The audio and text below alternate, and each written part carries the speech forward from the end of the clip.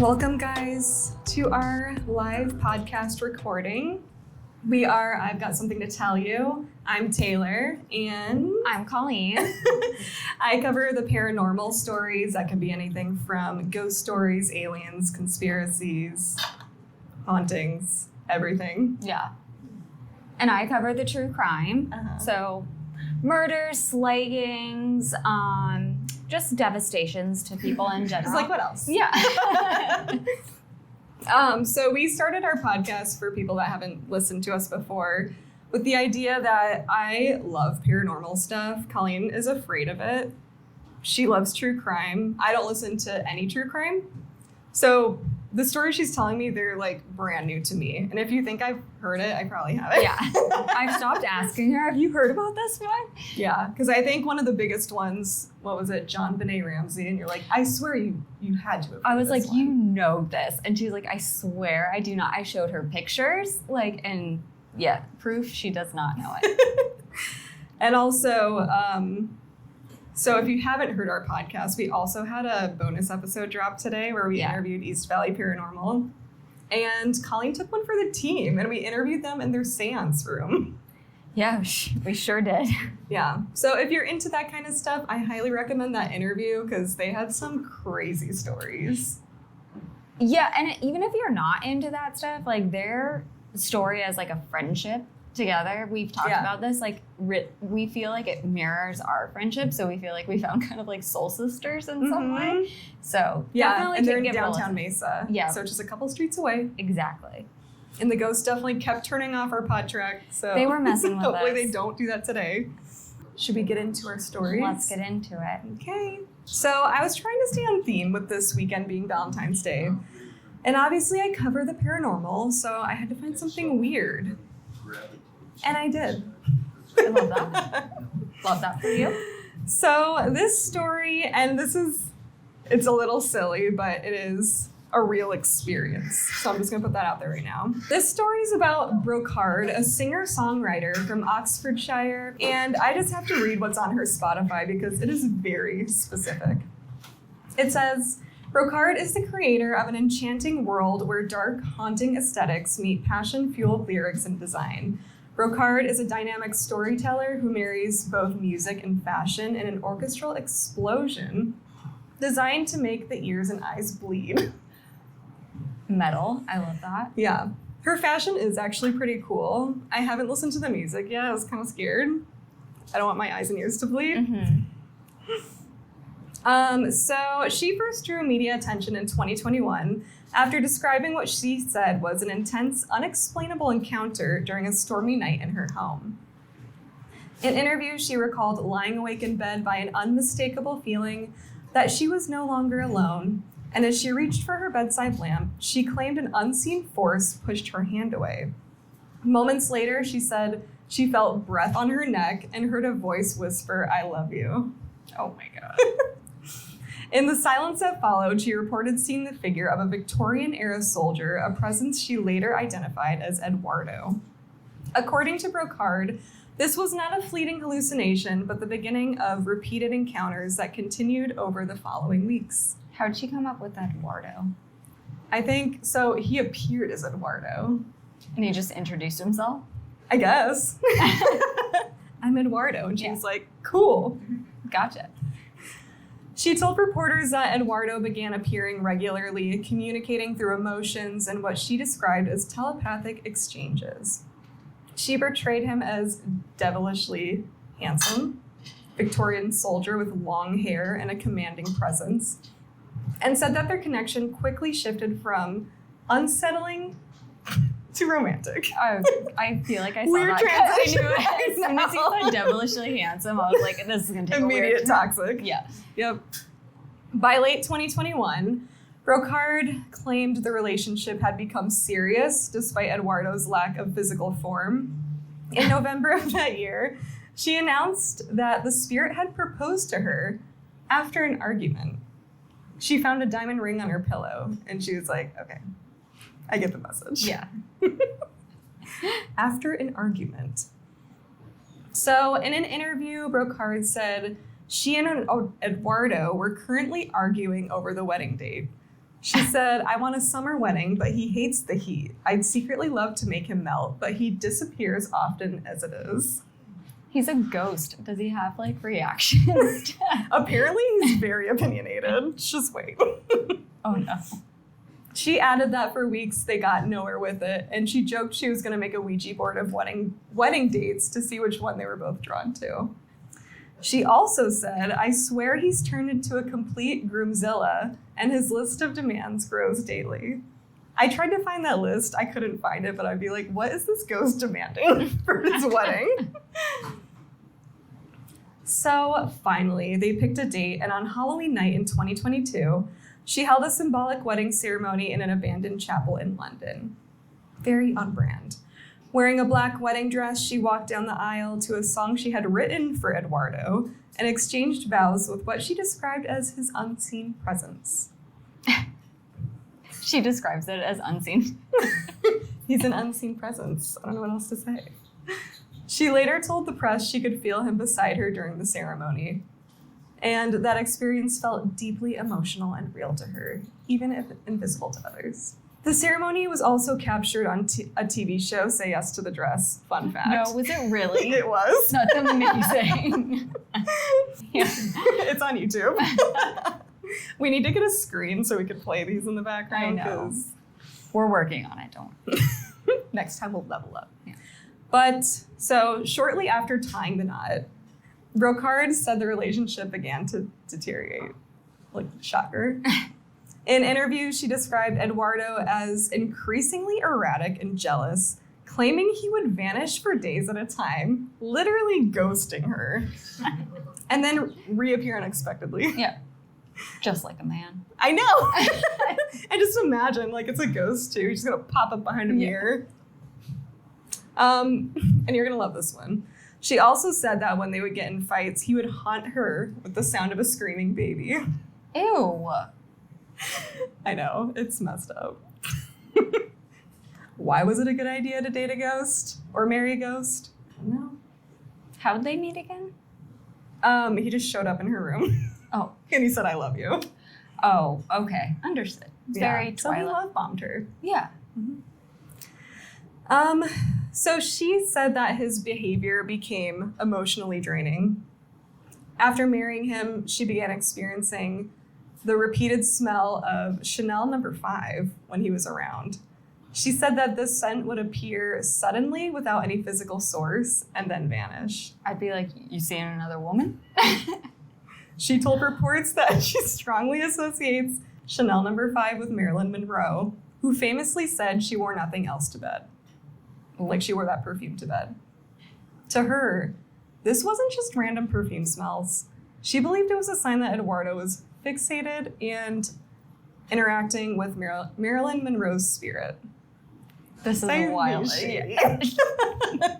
That's a wild jump, though. I know. She's like, damn, now I need to compete with Marilyn Monroe? He's a dimensional cheater. He is. What she initially framed as a passionate supernatural romance began to feel, in her words, turbulent and exhausting. I just thought about what's the Ludacris song? Like, I don't want to say the word. I got hoes in different areas. But you got hoes in different dimensions. Yeah. He does. So by mid-2023, Brocarde announced that she had decided to end her marriage. After announcing that the marriage had ended, she told reports she initially tried to resolve things in a less extreme way. She said she worked with a medium in an attempt to set boundaries with Edwardo, essentially to communicate that the relationship was over and he needed to stop jump scaring her. Yeah. And haunting her with a screaming baby. According to her, this did not work. She claimed Edwardo's presence persisted and that she still felt emotionally and energetically affected by him. It was at the point that she decided the connection needed to be fully severed, not negotiated. So, returning to the same chapel where they had got married, she underwent what she described as an exorcism. She told reporters the experience was intense and frightening, claiming she felt resistance before finally experiencing a sense of relief and lightness afterward. Following the ritual, she said Edwardo's presence faded and she felt free for the first time since the relationship began. However, despite believing the relationship was over, Brocarde later claimed Edwardo continued to interfere in her life, including during her appearance on the UK dating show First Dates in 2025. So what reality show has she not been on yet? I know. I feel like she's getting around on these shows. So she was actually approached to appear on First Dates. Oh, okay. Because they heard about her divorce from the ghost. Her divorce. How much does a ghost divorce lawyer cost, do you think? She said she didn't have to actually file paperwork. I know. Shocker. Big surprise. The documents were missing. She was reluctant at first, but she ended up opting in to embrace the experience. And she even ended up wearing a full ball gown to her date. So Edwardo, sounding like the toxic guy he is, obviously was not cool with this. She said the equipment and camera work had to leave out multiple moments because her ghost ex-husband, Edwardo, allegedly interfered during her date. She said producers cut those parts because they looked absolutely insane to people who can't see spirits. In another instance during filming of one of the dates, Edwardo apparently overshadowed the date, kind of hijacking it, making the atmosphere uncomfortable. And she said, and this is a quote, her date was already awkward enough, and she didn't also need a ghost lingering around. Was she wearing the ball gown when this was the awkward date? Like, you made this awkward. With you and your husband's drama and your ball gown. That poor guy. I know. That's on the date. Just like, he's awkward enough. He's being like haunted by this ghost. So she claimed that at one point, even her drink was knocked into the air by Edwardo storming past her, bumping her drink. So rude. Right. She said producers chose not to air those scenes because obviously without context, it would have looked like objects were just moving for no reason.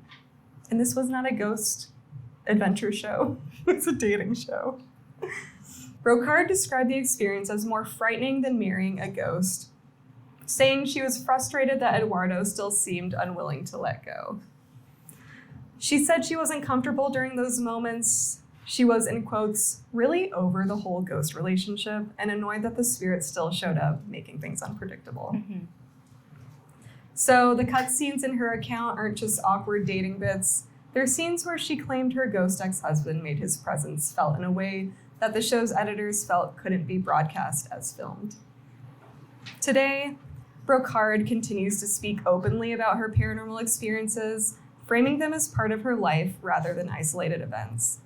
While every other aspect of her story, from her first encounter with Edwardo to the wedding, divorce, and on-set interference, comes solely from her own interviews and press statements, the case remains one of the most widely reported modern examples of a claimed romantic relationship between a human and a ghost. And that is the story of Brocarde and her toxic ghost relationship. That was wonderful. So happy Valentine's Day. Listen, if you can't find a man, get yourself a ghost. Or not. Or don't. She's like, maybe a Victorian ghost would do it. No, apparently not. So like I said, kind of a silly story, but I think I had to for Valentine's Day. You have to. I loved it. Yay. All right, this is where we get into the true crime. Sure is. Part of the portion of the episode. And Tayler and everyone, I've got something to tell you. And obviously, happy Friday the 13th, everybody. Big day, spooky day, our day, as people are fans of this type of stuff. And we've got a lot of celebrations going on. It's Friday the 13th, obviously, and today is also Galentines Day. Yeah. Which, if you didn't know, originated as a way specifically for single ladies to celebrate Valentine's Day. You know, if they didn't have a significant other, you can manifest a ghost. Uh-huh. Or you can just... you can have a seance and just manifest lots of options. But as I was thinking about what story to do tonight, I was inspired by a few things. first, Galentines Day and the whole being single thing, because what if you're not and you want to celebrate Galentine's Day? And I was like, well, what better way to make yourself single than to murder your significant other? That should do it. Yeah, takes care of that problem. Now, second, what else do we love during this holiday of love? A rom-com, obviously, and my personal favorite is How to Lose a Guy in 10 Days. Classic. So tonight I am bringing you what I'm calling How to Lose a Guy in 10 Ways.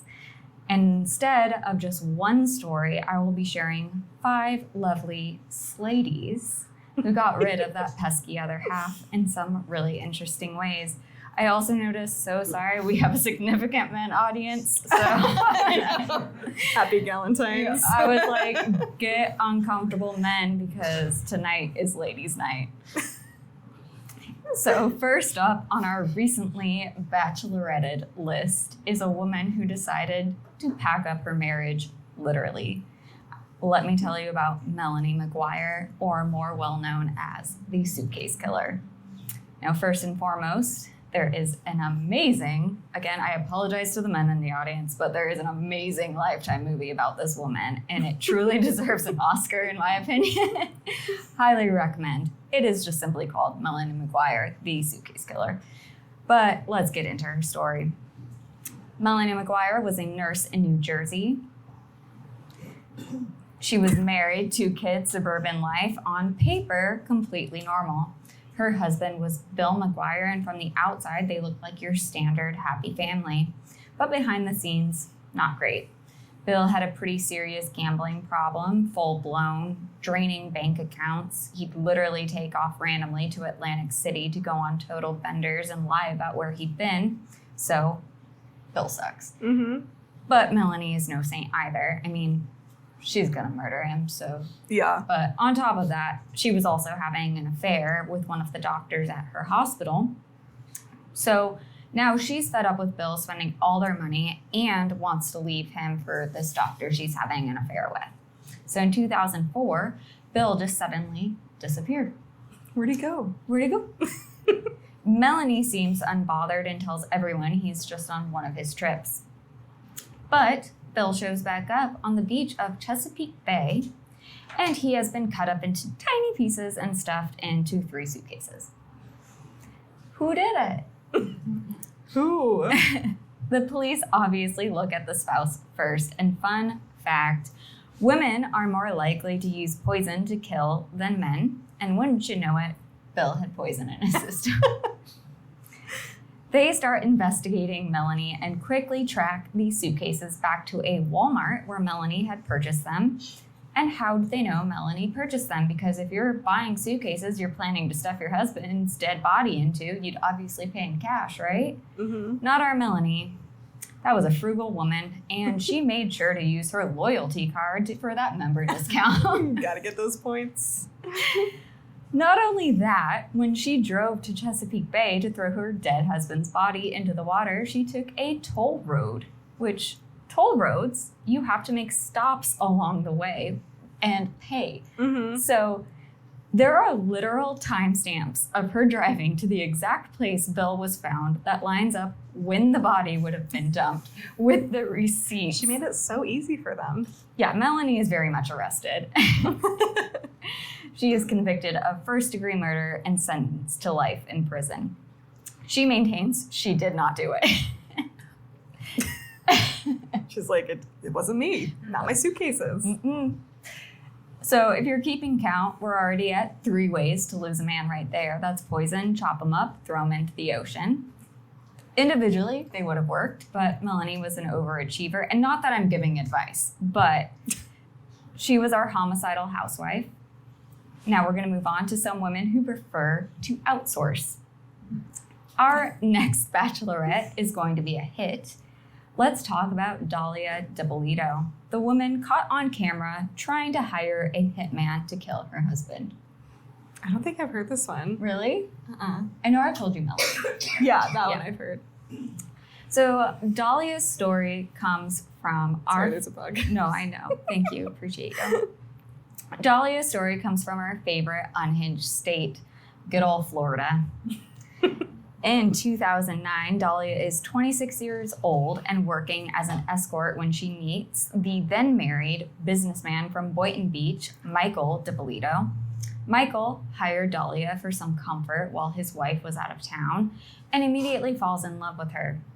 Very pretty woman, but it's Florida, so it's not going to turn out the same. Yeah. So when his wife gets back, Michael quickly divorces her and moves right on to marriage with Dahlia. Big mistake. Huge. Thank you for appreciating that.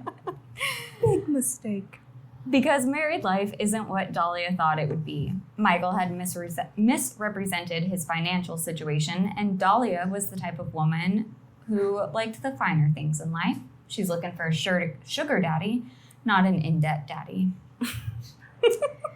So it gets bad between these two almost immediately, and just 6 months into the marriage, Dahlia decides she is done and wants out.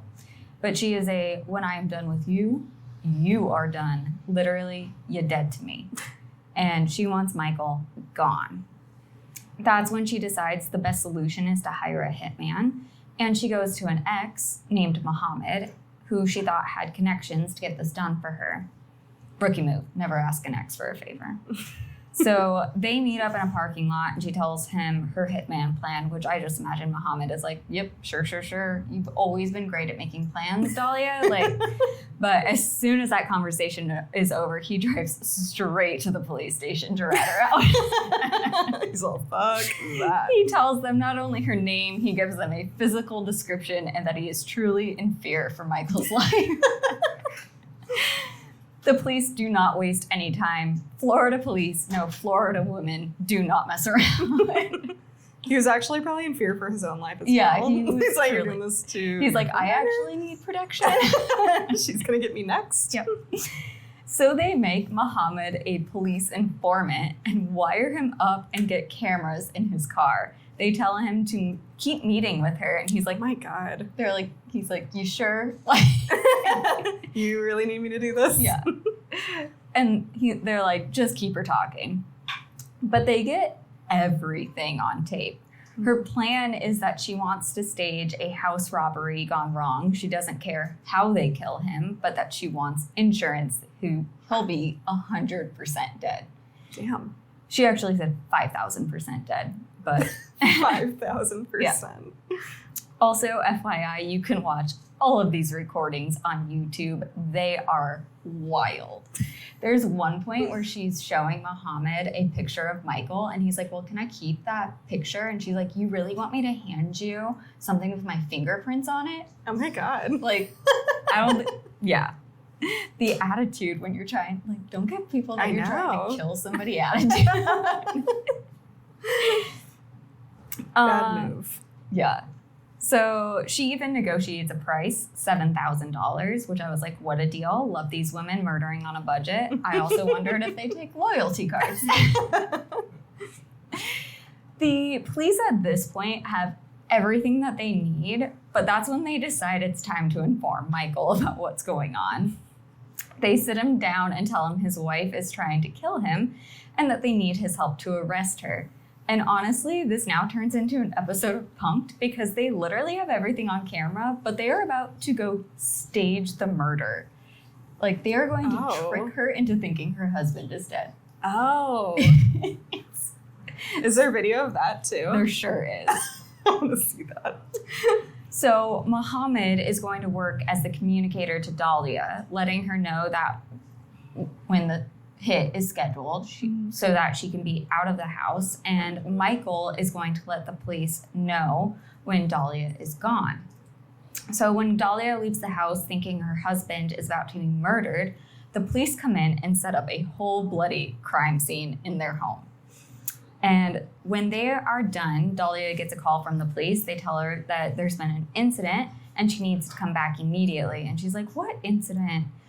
When she gets there, it's full-blown chaos. There are cop cars, the yellow crime scene. Like, they really put so many resources into this, which could have been like a simple arrest. They already got her on camera, but yeah.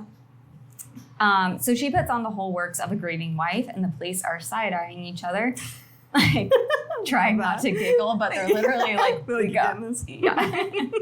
They're making like the Jim face from The Office, like towards the camera.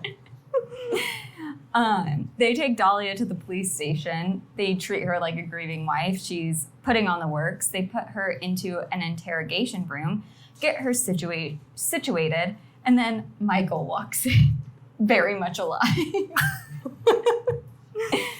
Which has to be the most oh shit moment of like oh shit moments. Yeah, the crocodile tears immediately halt. Yeah, they just go right back into her eyes. She's like, wait a second. Not adding up. Yeah. So she is arrested right on the spot. Yes, also on camera.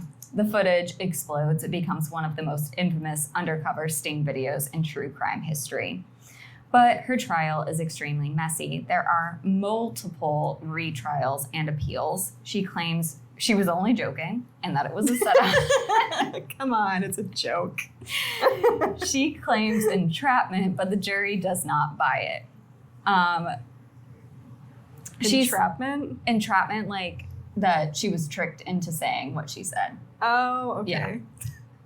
Yeah. She certainly was also tough to lock down. She was arrested in 2009 and was not officially sentenced until 2017, where she received only 16 years in prison. She is obviously still serving that sentence, and I imagine she is a very difficult inmate. And that is our diva of delegation, Dahlia DiPolito. Which again, for those keeping score, even though she didn't technically lose a man, still counts. So that's 4 ways so far. We got Melanie with 3, Dahlia outsourcing 1. Which brings us to our third bachelorette of the evening, and this one is a local. We covered her before, but it would be a travesty to not include her. Tayler / T-Dog, any guesses? Oh, Jodi Arias? Hell yeah! We have Mesa's own Jodi Arias and the murder of Travis Alexander. Now, Travis and Jodi's story starts with a meet cute. They are both working for Prepaid Legal and they are at a company retreat in Las Vegas, which Prepaid Legal is like basically insurance salespeople, but it's like weird because they're kind of like motivational ones. Mm-hmm. It's a scam, but they're really into it. So Travis is an up-and-coming star in the company, and he's actually a featured speaker at the retreat. Do you remember why? Why he's a featured speaker? Mm-hmm. I don't remember. Because he sold insurance to the big purple dinosaur himself. I'm not even joking. Then I was like, he okay, insured like... Barney, and everyone was like, really? Yes. They're like, he's the man. He's big got time. Barney. Mm-hmm. So Jodi goes to Travis's featured speech. Their eyes lock from across the room, and this is the beginning of the end for T-Dog. At this point in their relationship, Jodi is living in California, and Travis is living in Mesa. We've actually been to his house. We know exactly where he lives. Yep. You can go ahead and listen to episode 15 of I've Got Something to Tell You, where you can hear that exact experience. Now, something important to note is that Travis is Mormon, which means he is supposed to stay celibate, and Jodi is very much not celibate. So she is getting steamy with him right off the bat, and Travis is like bragging to his buddies about all the stuff they're doing, but it is very clear she's a good time girl, but she is not wifey material. Of course, he's not saying that to Jodi, though. So they have this long distance fling going on, meeting up when they can at the weird insurance retreats, but it's mostly Jodi driving to Arizona to visit Travis. They make up and break up constantly, but Jodi is determined to make it work.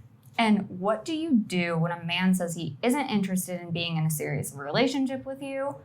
You move to his town and convert to his religion. And that's exactly what Jodi did. Now I'm going to say this is a part where I sort of love her. Travis would go through these points where he'd break up and just straight up ignore her, but that did not stop Jodi. She would just show up to his different speaking engagements without him knowing she was going, and I just imagine she's like staring at him, not blinking the entire time. I just imagine like Mean Girls, like with the hood on. Yeah. She doesn't even go here. Then she would regularly break into his house, and he would just find her in there. Wouldn't she go through the dog? That's it, yes. Okay, that's what I kind of remember. The most next level. The most famous is he's walking through his house at one point in the middle of the night and just finds, and she's a tiny girl, but she's just crawling through the dog doors. I just love the like try to ignore me energy. See what happens. Yep. But by 2008, Travis is done. Like, really done. He's telling friends he wants to start dating seriously. He's moving on for real.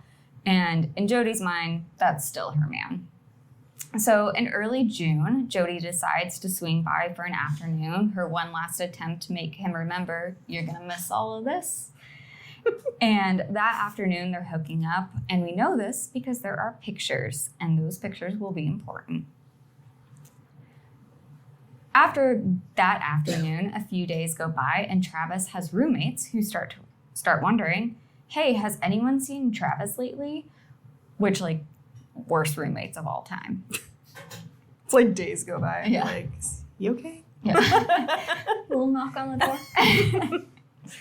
That's when one of them opens T-Dog's door, walks into the bathroom to find Travis Alexander stabbed to death. And, like, really, really stabbed. He had over 27 stab wounds on his body. His throat was cut, and he had been shot in the head. So he was, like, dead. The police are called, and they sweep the house for evidence. They find a camera in the washing machine. Now, that's not where cameras go. They are able to develop the photos, and wouldn't you know it, they find evidence of Jody and Travis's afternoon together. But more interesting than their little photo shoot is a blurry picture of Travis in the shower, time-stamped moments before he was believed to be murdered. In addition to that, they find a bloody handprint on the bathroom mirror containing DNA from both Jody and Travis. Jody is arrested. She claims everything from she hadn't seen Travis in months, there's no way I did this. They're like, well, we have photos. She says, well, actually, it was intruders who did it, and I was too scared to say anything. They were like, no, Jody, you're the only one known to be the intruder in the Jody. Her trial becomes a media sensation, and she loves it. Before they took her mugshot, she asked if she could actually put makeup on, which I was like, if innocent, funny, kind of. Like, but if guilty, terrifying. Very. Jodi Arias is serving life in prison without the possibility of parole. She is being held at Perryville Women's State Prison in Goodyear, Arizona, which I looked up and is exactly 54 miles away and about a 1 hour and 12-mile drive from our exact location. So she's close by. So after party, everybody. Just kidding. Go visit Jody. So now Jodi brings our count up to 7. Now, just quick reminder, Melanie 3, Dahlia 1, Jody 3, which I said stab, slit, shoot. She did a lot. Guys, sorry. We lost a few men in this story, in this audience. But our finale of the evening is a literal legend. She has a high body count and is a whole lot of woman. Standing at a solid 6 foot, 220 pounds, no weight shame, but it is part of her lore. She could lift a hay bale and a husband at the same time. Damn. Let's talk about terrifying for the men. Yeah, let's talk about Belle Gunness, the destroyer of men. Belle Gunness was a Norwegian immigrant who moved to the U.S. and said, you know what, I love land, money, and I would just love to absolutely smoke as many men as I possibly can. And you know what, she freaking did it. Belle made her presence known in the United States in 1881. She settles first in Chicago, walking into the city like the Terminator.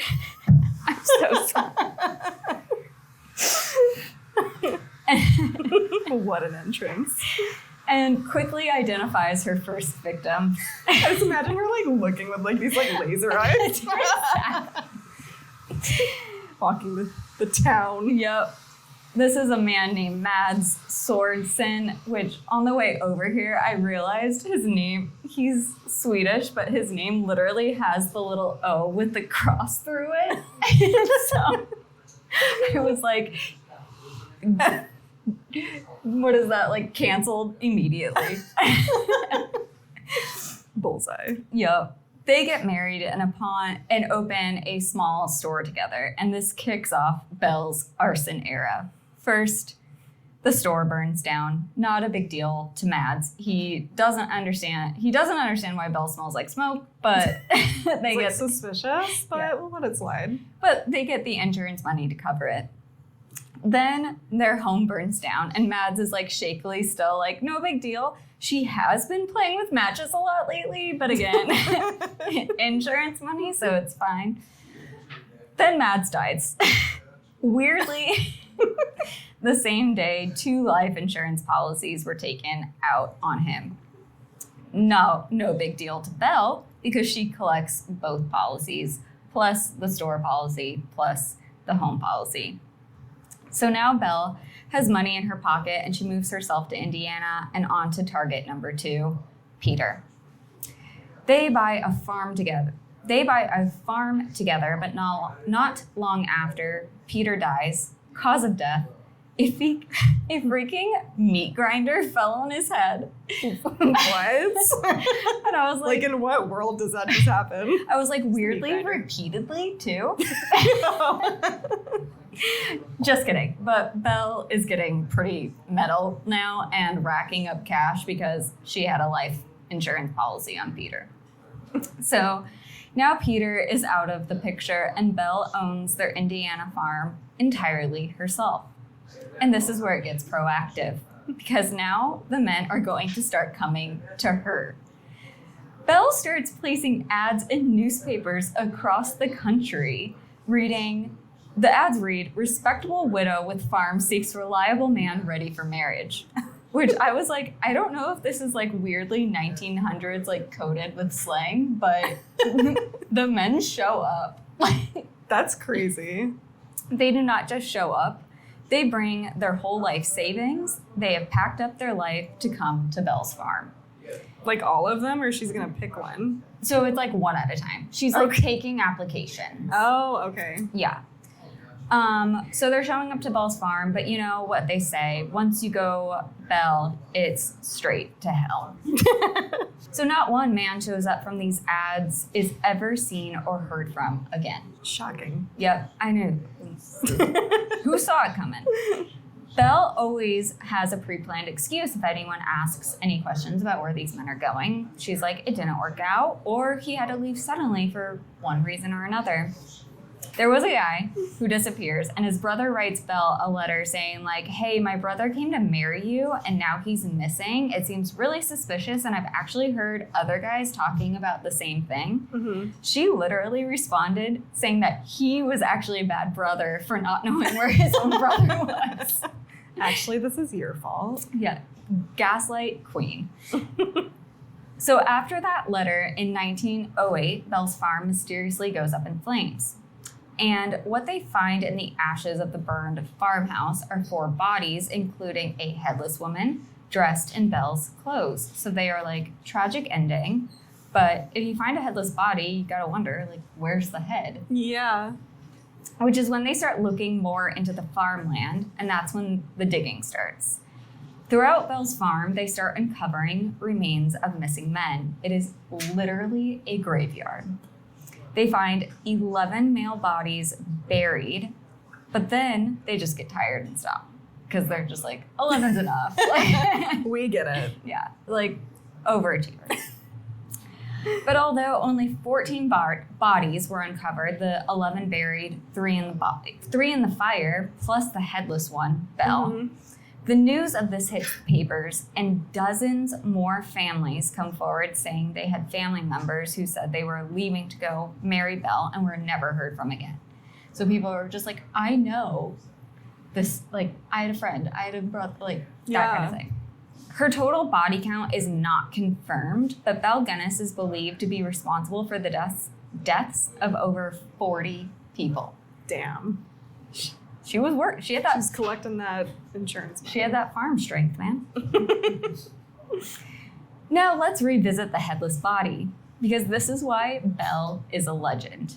They never definitively proved it was actually Belle's body. The body was smaller than her, but definitely dressed like it was supposed to be her. And some say that the head was removed, to make the assumption that it was her, but they couldn't prove it. Go ahead. Go ahead. So some say to this day that Belle Guinness never died in that fire. Some believe she's even alive today. There is lore online, literally. She's like part robot. Truly, she might be Bigfoot. That's the actual legend. Yes. She's living in the mountains. And that is the woman, the myth, the legend, Belle freaking Guinness. And we're just going to give her all the remainder of the ways points because the others lost a guy, but Belle cleared inventory. She sure did. She cleared a town. And happy Galentines Day, everybody. Well, I loved that. Thanks. I only knew, I knew two. Jodi Arias in the first Yeah. one. The other two I'd never heard of. I loved it. Thanks. Well, that wraps up our stories, guys. So usually at the end, we'll do, like, if anyone wants to tell their own scary stories, you're welcome to do that. Yeah. So if anybody wants to. No. You can also email us at igsttystories@gmail.com if you are not comfortable coming up. But yeah, thanks everybody for coming. Yeah, thank you guys.